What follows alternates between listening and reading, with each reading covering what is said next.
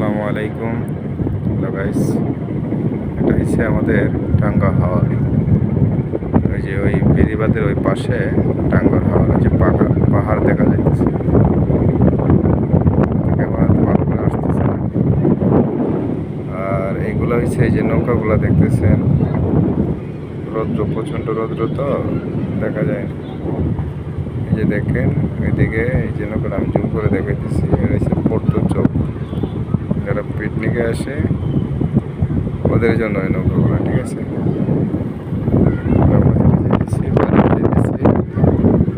নৌকাটা ওইটাও আপনার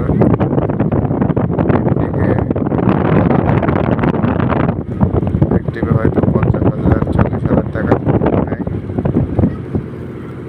এই যে বাঁজি ধরে রাখছেন, উনি হচ্ছে পর্যটকদের পিক করতেই থাকে, ঠিক আছে। উনি এই নৌকা চলাচল করেন।